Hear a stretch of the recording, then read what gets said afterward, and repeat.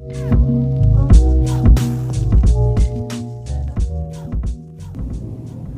everybody! Today we're going to continue talking about yeast, how to make it grow, and how to cook with it when we're making our yeast bread products. We at this point already know that yeast bread is a science, and yeast, our leavening agent, the thing that makes our bread rise, is a living thing. So it's a little bit more difficult to work with than a chemical leavening agent like baking soda or baking powder. So we know that every ingredient has a specific function in our yeast breads. And if it's missing, or if you didn't measure it correctly and it's the wrong amount, then it's possible that your yeast bread isn't going to be as successful and tasty or look as good as you might hope. So we've already talked about flour being one main ingredient. It contains gluten.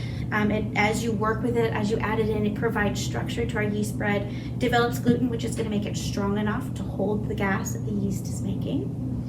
We talked about sugar, which is the food for our yeast. Without it, our yeast is not going to be able to grow and create that CO2 gas. We also talked about how liquid is mandatory for yeast to grow. So there's actually 3 things that yeast needs in order for it to function the way it needs to. The first is liquid. We're going to be using water, but it could be juice or it could be milk.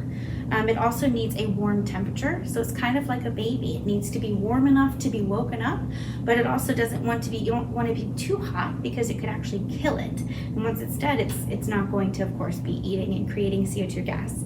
Ideally, you want that temperature to be between 105 and 115 degrees. The other thing we talked about is adding in salt. Now, usually salt is just a flavor enhancer for most baked goods. And when we made our quick breads in Foods 1, that's all it was. It was just a flavor enhancer. But we're going to find out today that it actually has a different function, and that is to regulate the yeast and to tell it, hey, you've had enough to eat. So today we're going to be doing an experiment with yeast, salt, and sugar, and by the end of it, you should be able to explain how sugar and salt interact with yeast and making it grow. By the end of this lesson, you should be able to explain those things, but you should also be able to now start making yeast bread products and do it in a successful way, and even predict when something goes wrong, when your yeast bread doesn't turn out quite as good as you think it does, predicting, hey, did what ingredient could have been wrong or measured incorrectly or forgotten that made it not turn out so great. So let's get started.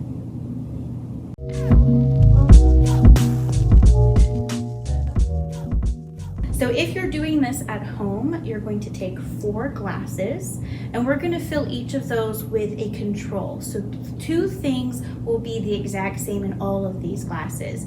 One of those is warm water, a half of a cup in each one. So I'm going to go ahead and do that.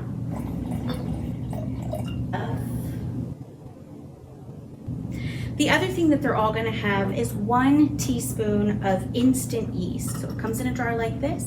And if you're doing this at home, you want to make sure that you're doing it with the instant yeast so it'll have a quick reaction. So 1 teaspoon in each of these.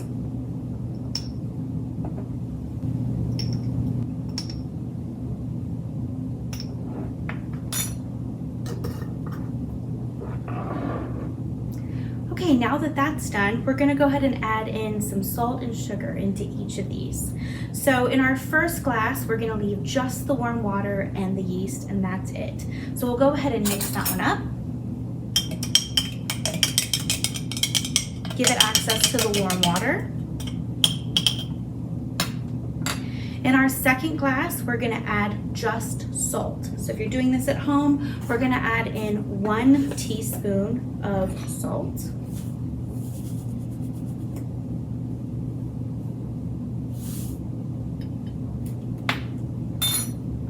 We'll mix it together.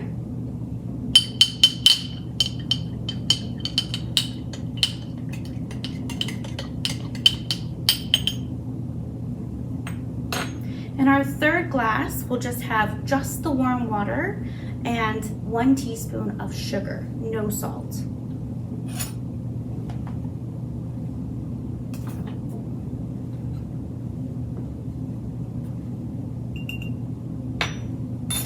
We'll mix that up.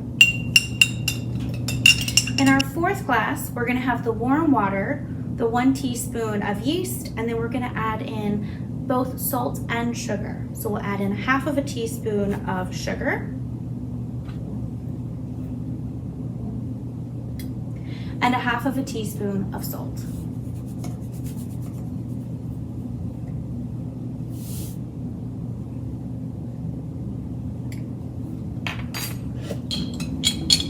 We'll mix that up.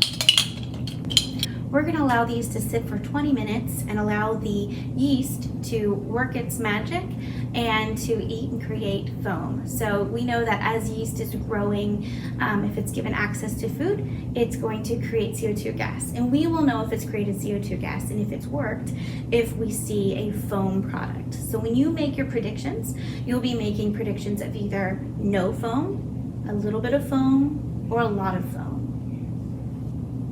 Let's see what happens. All right, it's been 20 minutes and it's time to make our predictions. So we're on glass 1, so we're looking to see how much was the yeast able to grow and produce in CO2 gas based on what's inside of the glass. Remember that glass 1 has just warm water and yeast. Make your predictions. If you guessed that glass 1 would have no foam, you're correct. It had liquid and it had warmth, but it had no food for the yeast to eat. And because of that, there's no foam and no growth from that yeast. Let's move on to glass 2. Remember that glass 2 had warm water, yeast, and salt. Your prediction options are no foam, a little bit of foam, or a lot of foam.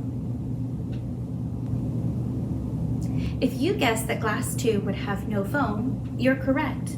It had liquid, it had warmth, and even though it had salt in it, salt is not food for the yeast, so it didn't grow and it didn't create CO2 gas. So you can see, no foam. Now it's time to make our predictions about glass 3. Glass 3 had the warm water, yeast, and sugar. Remember that your prediction options are no foam, a little bit of foam, or a lot of foam. If you predicted that glass 3 would have a lot of foam, you're correct. Not only did it have liquid and warmth, but it also had sugar, which is the food for the yeast. So it was able to grow and create that CO2 gas, which we can see in that foam. It didn't have anything, however, to tell it to stop eating. So it was able to grow and grow and grow because it kept eating and eating and eating all of that sugar. Now let's make our predictions on glass 4. Glass 4 contained warm water, yeast, sugar, and salt. Remember, your prediction options are no foam, a little bit of foam, or a lot of foam. If you predicted a little bit of foam, you're correct. Not only did it have warmth and liquid, but it did have sugar inside of it, which is food for the yeast. So it was able to grow slightly and create that CO2 gas. However, if you compare glass 3, which had just sugar inside of it, to glass 4, which has both sugar and salt, you can see that there's a big difference between the amount of foam that was created. The reason is because salt acts as our regulator. So while yeast will eat sugar until there's no more sugar to eat and it can't stop itself, salt is the regulator that says, hey, you've had enough, let's calm it down. But when we add that salt in, it does tell the yeast, like, this is an appropriate amount of sugar to be eating, and this is what's going to give us a successful yeast bread that's risen the correct amount. Based on what you saw today, come to class tomorrow ready to explain what you think will happen if we were making yeast bread and forgot to add either the sugar or if we forgot to add in the salt. Be prepared to explain why. We will also use today's lesson to start making yeast bread.